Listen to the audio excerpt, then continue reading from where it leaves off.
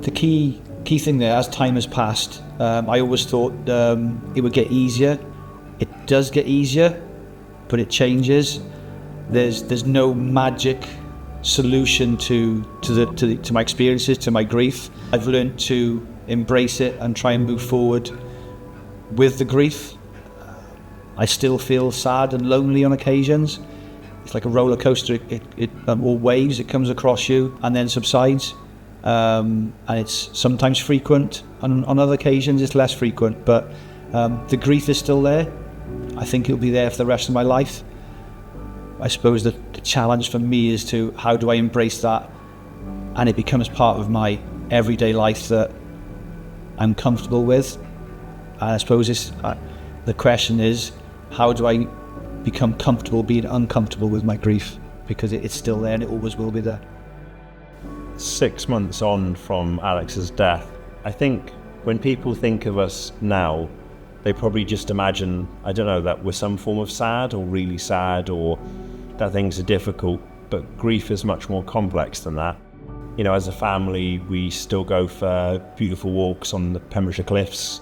We play board games with our friends, whether it's competitively or cooperatively. You know, we do all the things that used to bring us happiness, and to a degree they do, but Alex's death kind of hangs over everything. I read a book, and the way the author described it is they said they still have all the colours of their rainbow, so they can still have laughter and happiness and sadness and tears, but now he has like this black strip on his rainbow, and that's his grief. And I think that's accurate.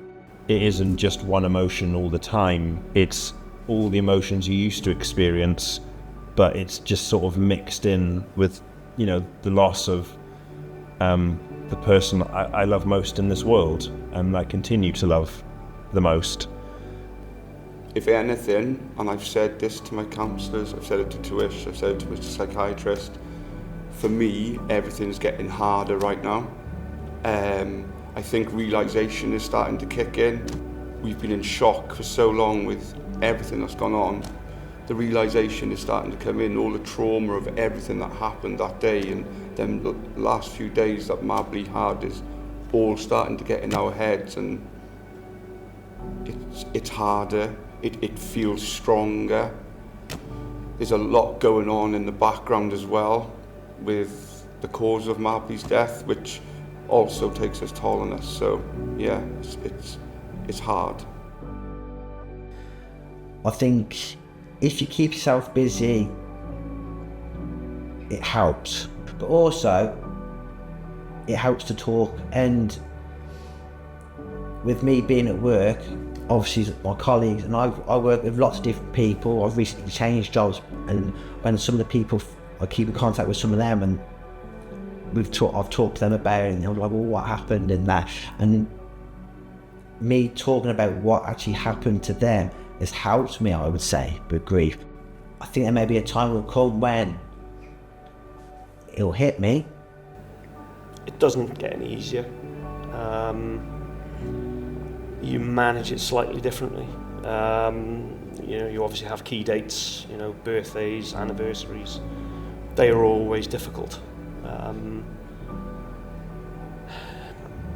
The way that I try to describe it is it's like a roller coaster.